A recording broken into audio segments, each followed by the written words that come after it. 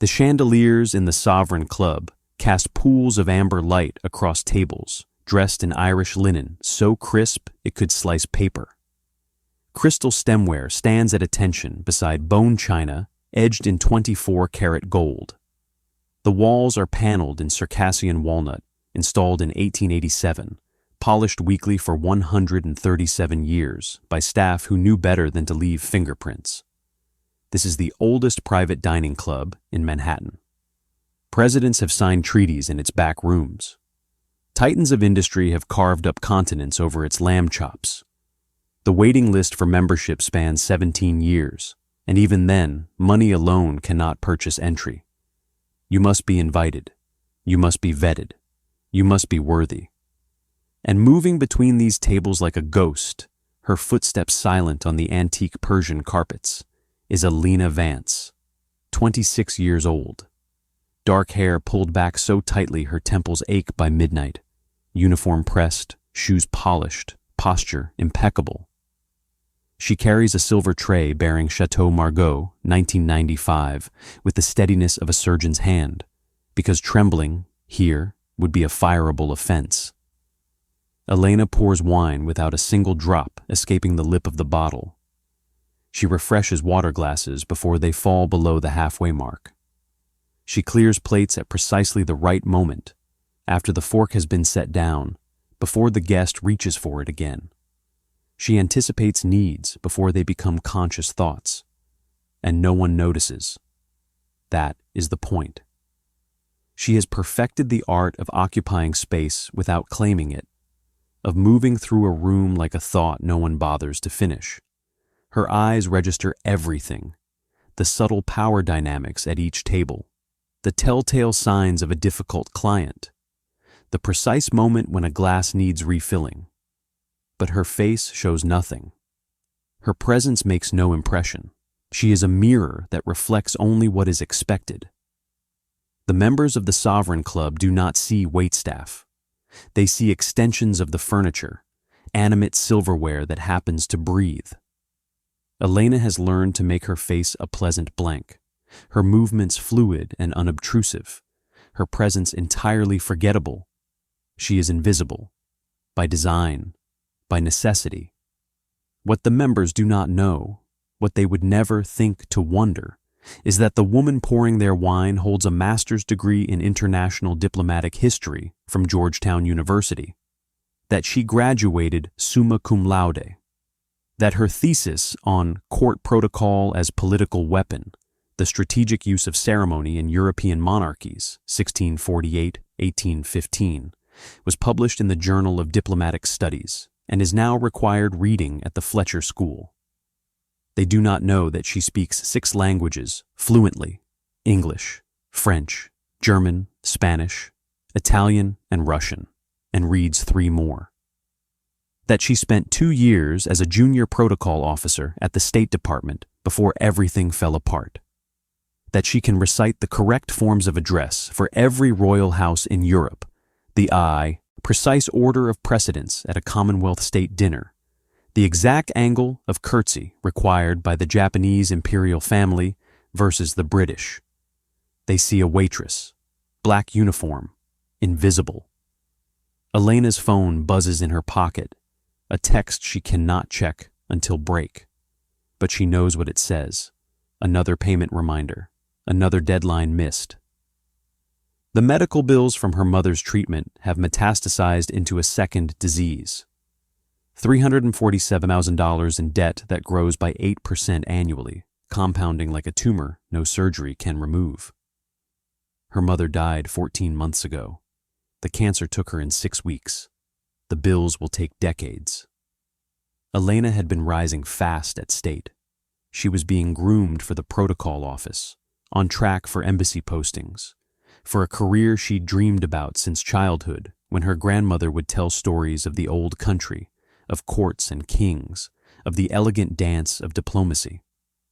Then her mother got sick, and Elena took leave, extended leave that stretched until the State Department politely explained that her position could no longer be held.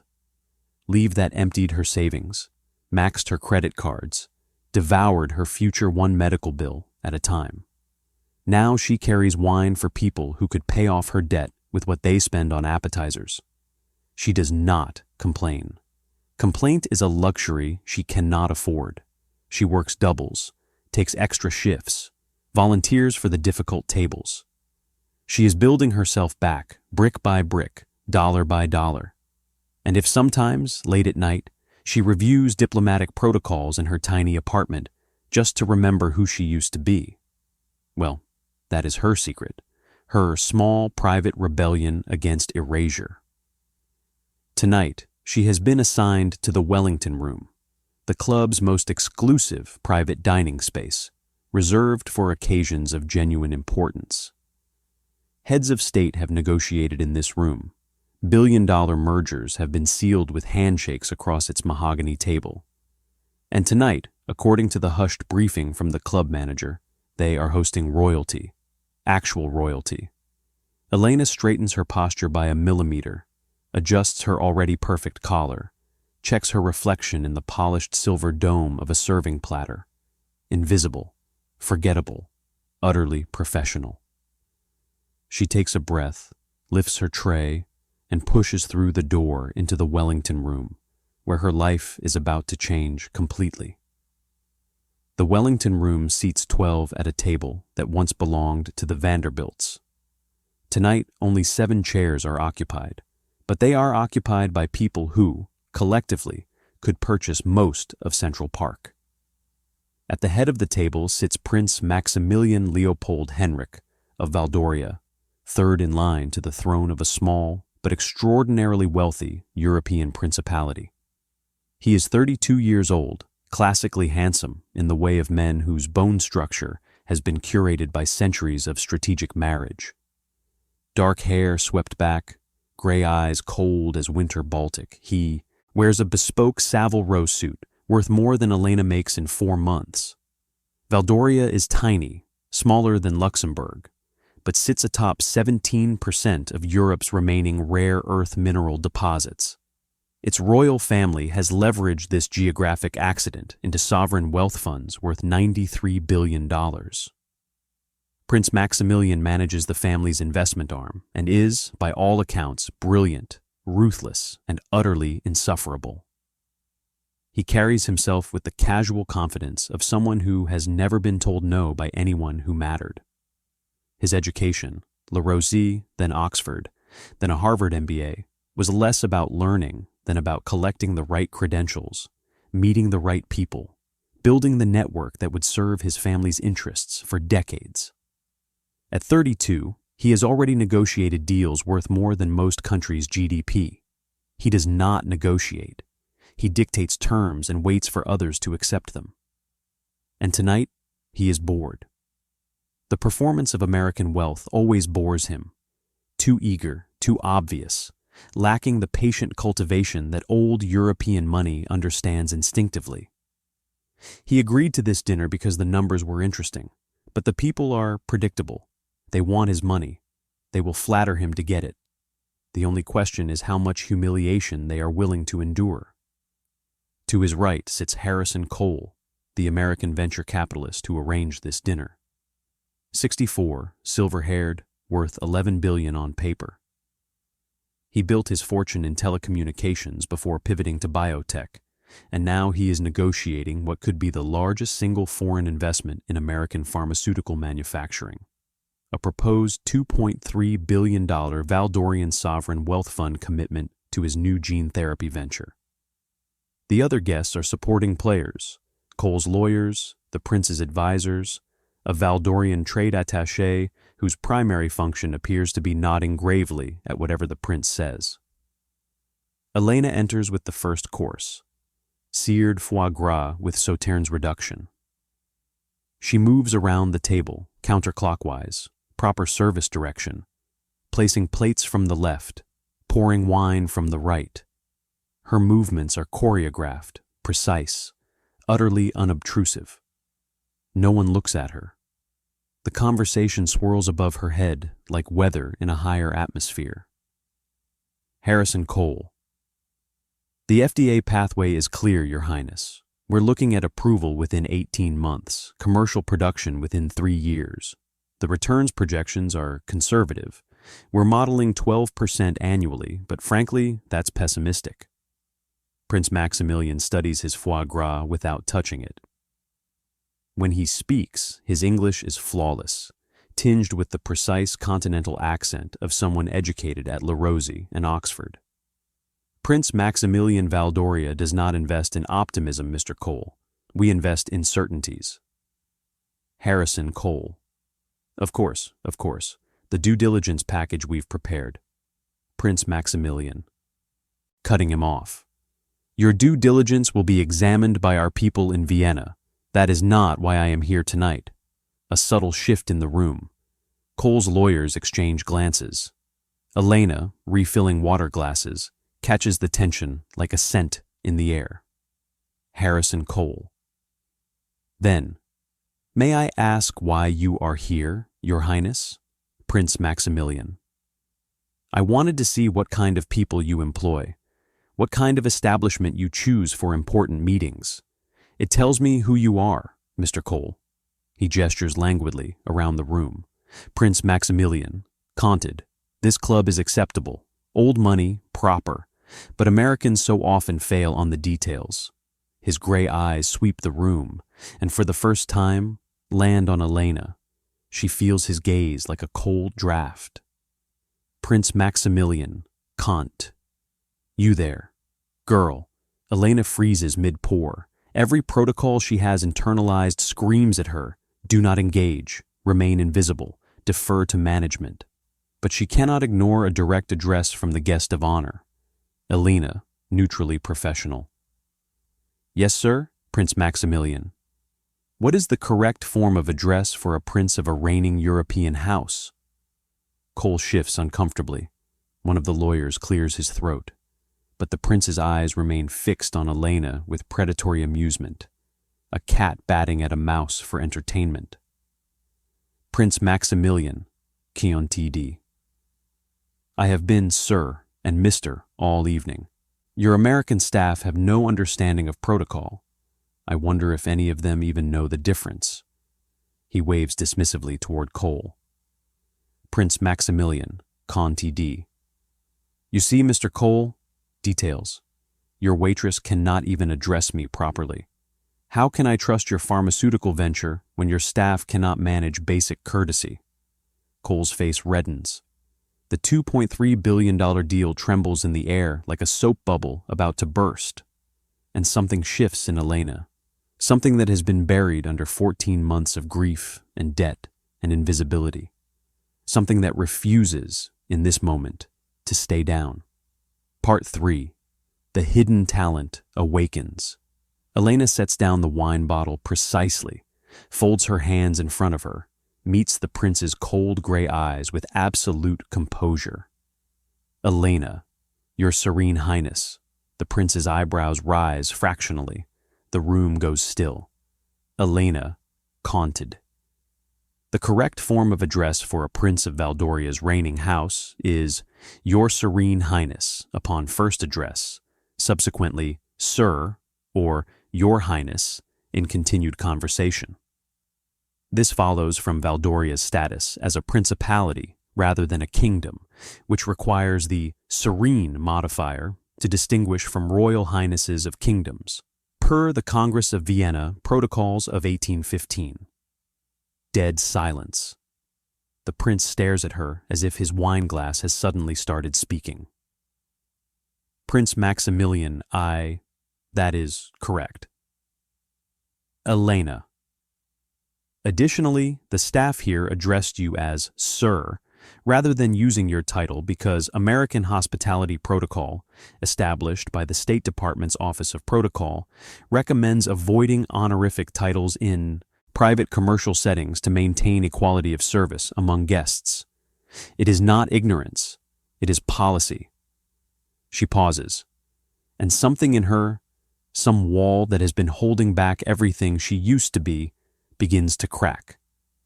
Elena, Count D. However, since you have asked directly, I am happy to observe formal protocol for the remainder of the evening.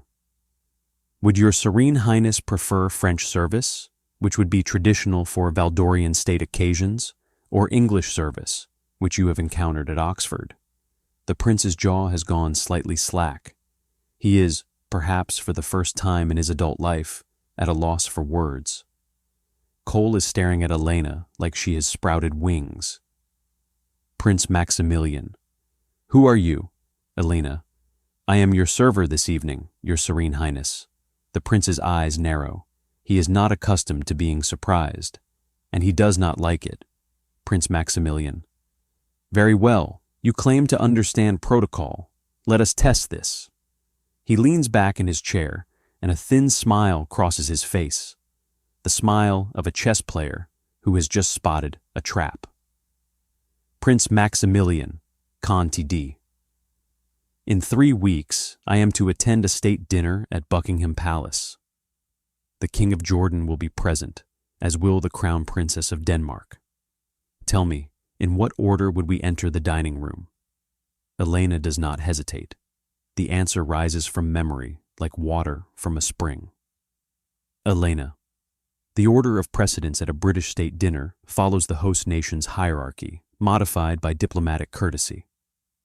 The king and queen would enter first, followed by the guest of honor, the King of Jordan, as a reigning monarch outranks all non-reigning royals. The Crown Princess of Denmark would follow as a Crown Princess of a kingdom. You, your Serene Highness, would enter afterward as a non-heir prince of a principality.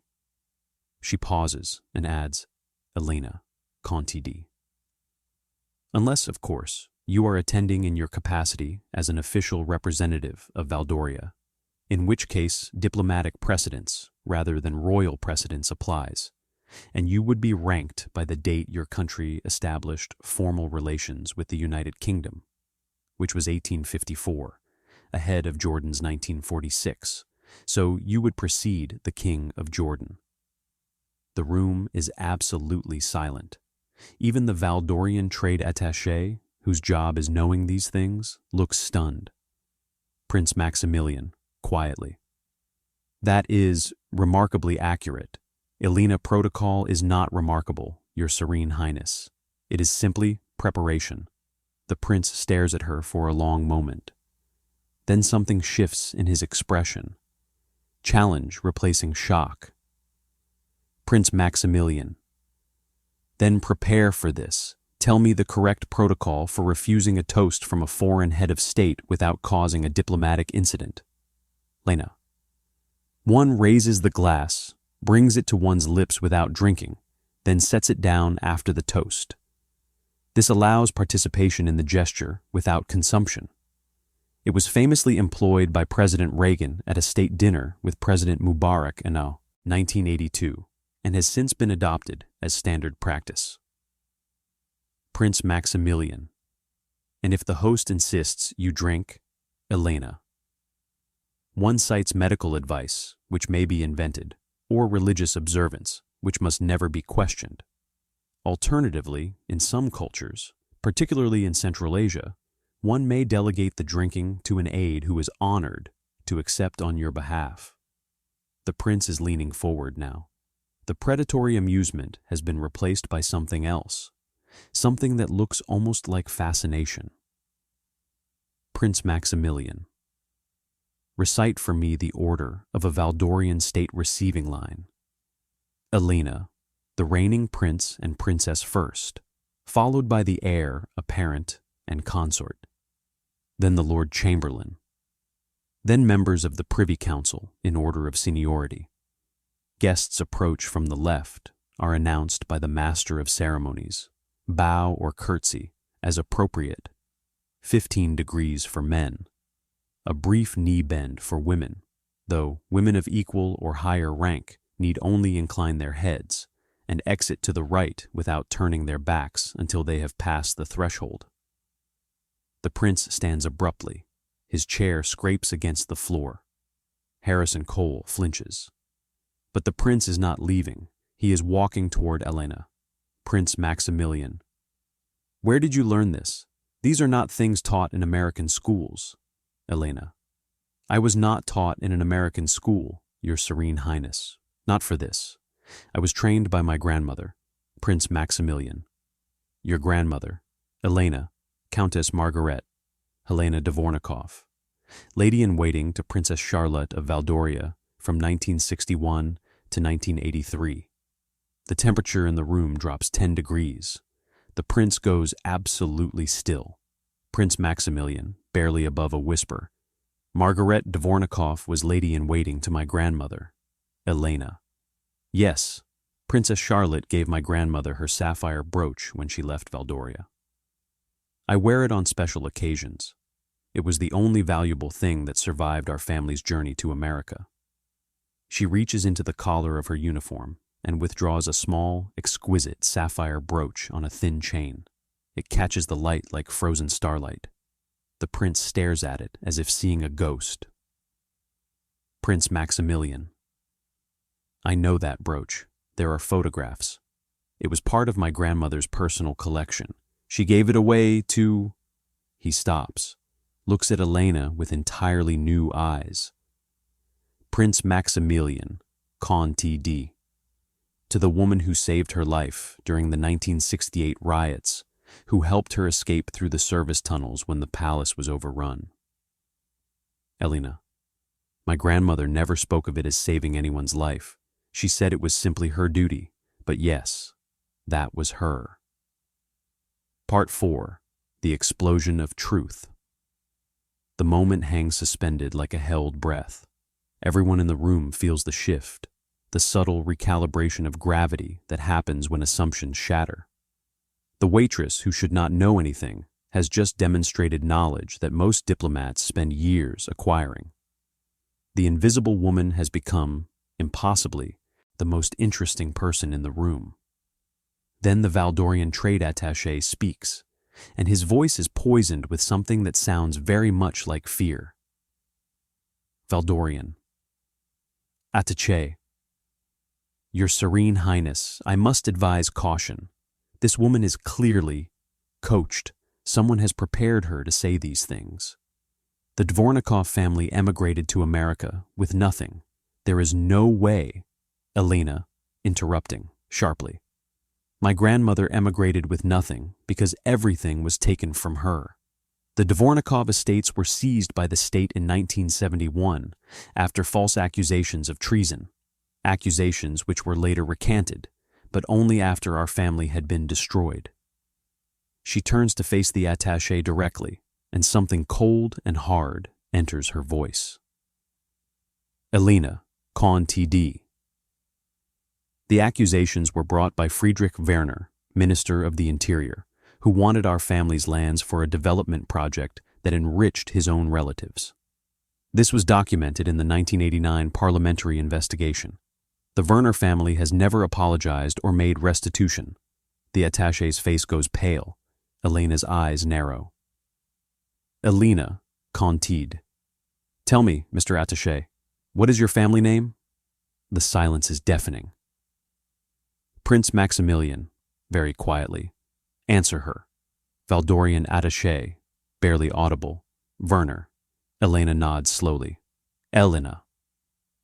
I thought I recognized the resemblance. Your grandfather had the same way of accusing people of falsehood to cover his own crimes. The prince raises his hand, a gesture of command that silences the room. Prince Maximilian, Mr. Werner. Is what she says true? Was your family involved in the persecution of the Dvornikov family? Valdorian attaché. Your Highness, that was decades ago, ancient history. My grandfather's sins are not. Prince Maximilian, ice. Answer, the question. Valdorian attaché. Yes, it is true, but I had nothing to do with Prince Maximilian. And yet here you are, serving the House of Valdoria, accusing the granddaughter of the woman who saved my grandmother's life of being a fraud. Do you see the irony, Mr. Werner? Do you appreciate it? The attaché opens his mouth, closes it, opens it again. Nothing comes out. Elena is not finished. Elena, there is something else, Your Serene Highness. She turns back to the table. Her eyes find the stack of documents that have been sitting, untouched, beside Harrison Cole. the due diligence package for the $2.3 billion investment. Elena, con to D. Before I became a waitress, I worked for the United States Department of State. My specialty was diplomatic document analysis, identifying forged credentials, falsified official papers, fraudulent treaty documents. Cole's face goes very, very still. Elena, con TD. When I placed Mr. Cole's documents on the table earlier this evening, I noticed something. The FDA approval letter included in the package, the one that supposedly shows preliminary support for the gene therapy treatment, uses a signature that was discontinued in 2023. She moves to the table, her movements now confident, purposeful. The invisible woman has become visible, and she intends to use every moment of attention she now commands. Cole stands abruptly. Harrison Cole. This is outrageous. You're a waitress. You... Elena, continuing unfazed. Dr. Margaret Chen signed FDA approval letters until January 2023. The letterhead in your document uses the updated logo that was only introduced in March 2024. This means either Dr. Chen signed a document on old letterhead that wouldn't exist for another year, or the signature is forged. She picks up the document in question, handling it by the edges as if it were evidence in a criminal case. Elena, con TD. Furthermore, the reference number format is incorrect. FDA biologics reference numbers follow a specific alphanumeric pattern. This one uses a sequence that doesn't match any legitimate FDA document issued in the past 5 years. She sets the document down and looks at the prints. Elena, con TD. Your Serene Highness, I believe Mr. Cole is attempting to secure $2.3 billion from the Valdorian Sovereign Wealth Fund using fraudulent documentation. The FDA has not approved his gene therapy treatment. It may not even have entered clinical trials. Harrison Cole's face has gone the color of old paper. Harrison Cole. This is... You have no authority here. You're serving wine. You're nobody. Elena, I am nobody, Mr. Cole, which is precisely why you didn't notice me examining your documents every time I refilled your water glass, which is why you didn't lower your voice when discussing the presentation strategy with your lawyers while I cleared the appetizer plates, which is why you mentioned, and I quote, "As long as the prince doesn't have anyone who can actually read FDA documents, we're fine."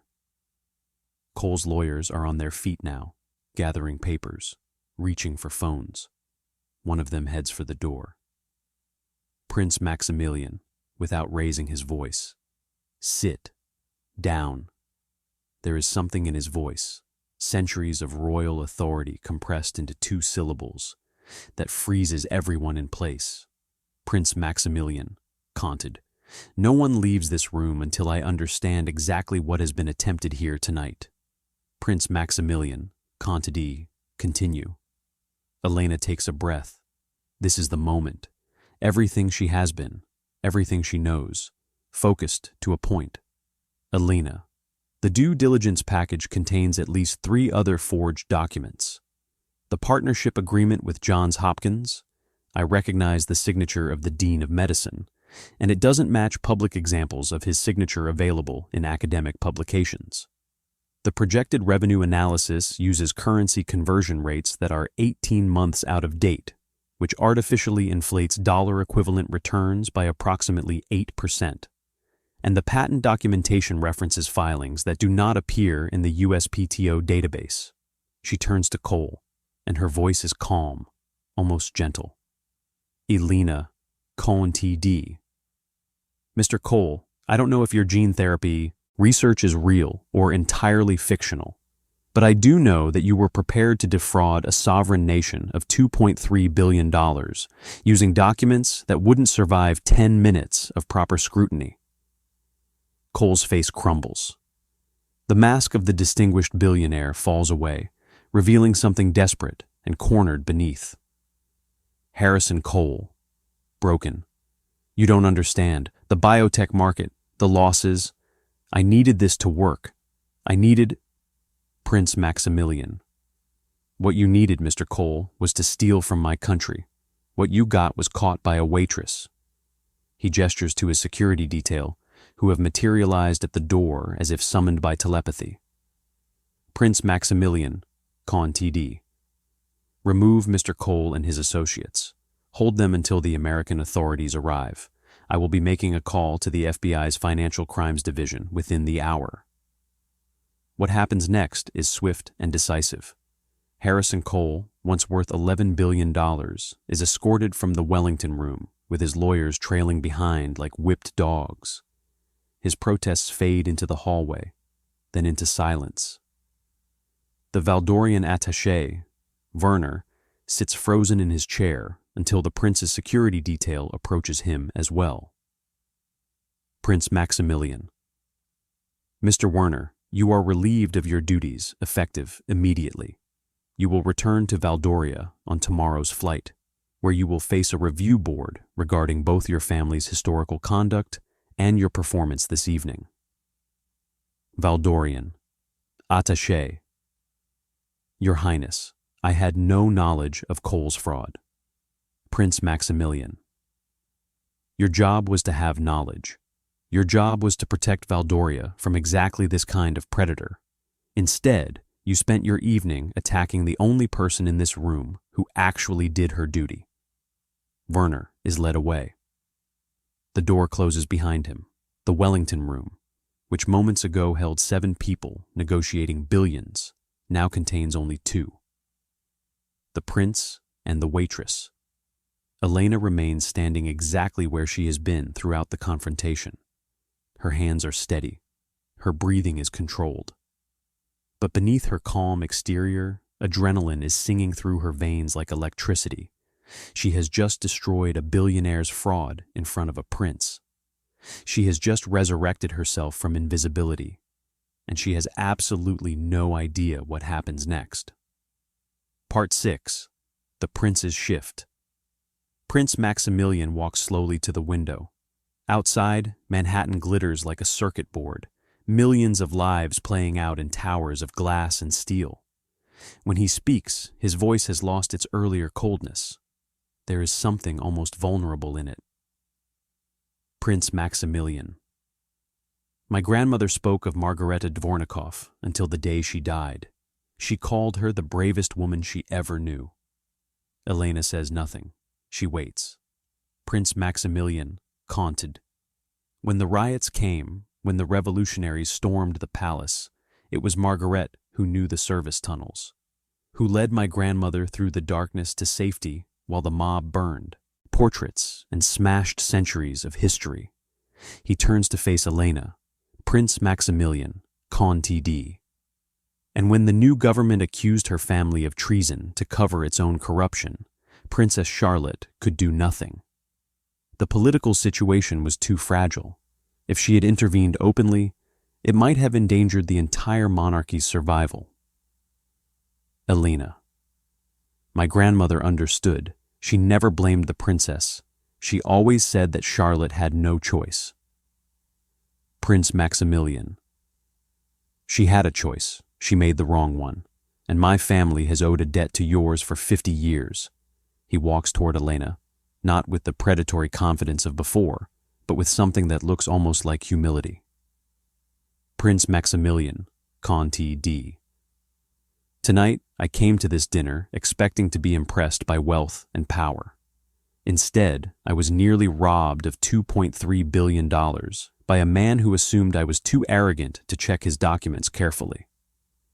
A ghost of a smile crosses his face. Prince Maximilian, Con TD. He was right about one thing. I was arrogant. I tested you to prove a point about American incompetence, and you proved the only incompetent person in this room was me. Elena, Your Serene Highness, Prince Maximilian, please, after what you have done for my country tonight, I think we can dispense with titles. Elena hesitates. Then, slowly, she nods. Elena Maximilian, then. Prince Maximilian. Tell me about yourself, not about your grandmother, about you. about how someone with your gifts came to be serving wine to people who do not deserve to be in the same room with you. And Elena, for the first time in 14 months, tells her story. She tells him about Georgetown, about her thesis on diplomatic protocol, about her rising career at State, the embassy postings that were promised, the future that shimmered ahead of her like a road paved in gold. She tells him about her mother's diagnosis, the 6 weeks of hope and despair, the bills that arrived like executioners at the door. She tells him about the choice, the only choice, between her career and her mother's care, and how she made it without hesitation and would make it again. She tells him about the debt, $347,000 that grows while she sleeps, that will take decades to repay on a waitress's salary. And she tells him about the nights when she studies protocol alone in her apartment, just to remember who she used to be. When she finishes, the prince is silent for a long moment. Prince Maximilian, you gave up everything for your mother, Elena. She gave up everything for me first, the moment she carried me out of Valdoria as an infant so I could have a life in America. The years she worked cleaning houses so I could go to good schools. The sacrifices she made so I could become who I am. Her voice catches. She remembers her mother's hands, always rough from cleaning products, always gentle when they touched Elena's face. She remembers the late nights when her mother would quiz her on vocabulary words, on history dates, on everything Elena would need to succeed in a country that was not their own. She remembers her mother's pride at her Georgetown graduation, how she had wept without shame or apology, how she had whispered in Russian, "Your grandmother would be so proud." And she remembers the hospital room at the end, the machines and the sterile light, her mother's hand in hers growing lighter every day. The last words she spoke, "You have the heart of a countess. Never let them make you forget." Elena, Conti di. The prince walks to the table and pours 2 glasses of wine, the Chateau Margaux, 1995, that Elena had been serving all evening. He hands one to her. She takes it, slightly shocked to be drinking with rather than serving. Prince Maximilian Valdoria has a problem. We are a small country with enormous wealth, and that makes us a target. Tonight proved that. Cole was not the first to try to defraud us, and he will not be the last. He sips his wine. Prince Maximilian, Conti di. We need someone who can see what others miss, who understands protocol and power and the art of deception. Who knows when a document is forged, when a handshake is hollow, when an alliance is a trap? He sets down his glass. Prince Maximilian, Conti di. I am offering you a position as senior advisor for diplomatic affairs and due diligence to the Valdorian Sovereign Investment Authority. You would report directly to me. You would travel internationally. You would be present at every major negotiation, every significant meeting, every potential investment. Elena's wine glass trembles almost imperceptibly in her hand. Prince Maximilian, Conti di. The salary is $450,000 annually, plus diplomatic housing in New York, Geneva, and Valdoria. Full benefits, 4 weeks paid leave, and, he pauses, Prince Maximilian, Conti di, a signing bonus of $400,000, which I believe will cover your mother's medical debt with $53,000 to spare. Elena cannot speak. The number reverberates through her like a bell struck in an empty cathedral. $400,000. The debt that has been strangling her for 14 months, erased in a single sentence. Elena, barely above a whisper. Why, Prince Maximilian? Because you saved my country $2.3 billion tonight. Because your grandmother saved my grandmother's life. And because, he hesitates, and for a moment, the mask of the prince falls away entirely. Prince Maximilian, Conti di. Because I came into this room believing that wealth was power, and that anyone without wealth was beneath my attention. You showed me that knowledge is power, that dignity cannot be purchased, that the most valuable person in any room might be the one everyone else has overlooked. He extends his hand. Prince Maximilian, Comte D. Do we have an agreement?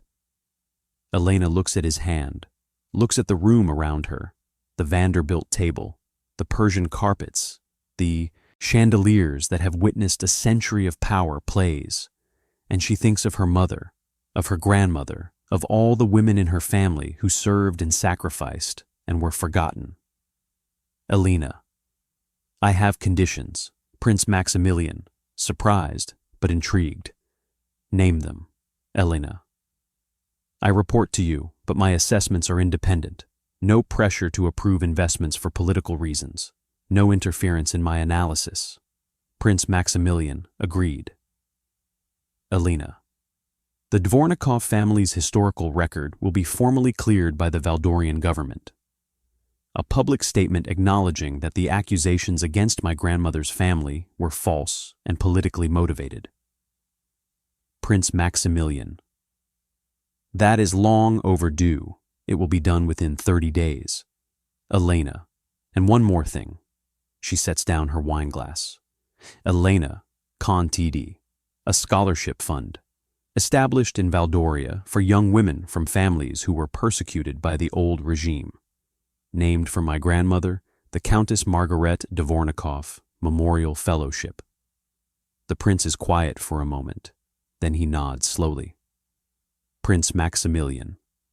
$10 million in initial endowment, full university funding for 20 students per year, administered independently, with you on the selection committee. Elena's eyes are bright with unshed tears. Elena. Then we have an agreement. She takes his hand. They shake, not as prince and servant, not as employer and employee, but as equals. Outside the window, Manhattan continues its eternal motion. Millions of stories playing out in towers of light. Millions of invisible people doing invisible work, waiting for the moment when someone finally sees them. Elena Vance will not forget what it felt like to be overlooked. She will carry that knowledge into every negotiation, every meeting, every moment of power. She will remember the weight of the wine bottle in her hand, the ache in her feet after a 12-hour shift, the hollowing loneliness of being brilliant in a world that measured worth only in dollars. And she will use that memory. She will find the overlooked ones, the underestimated ones, the ones whose brilliance flickers unnoticed in the corners of great rooms. She will create opportunities, open doors, build ladders for others to climb. The invisible woman has become visible at last, and she will never let anyone forget what that cost or what it means.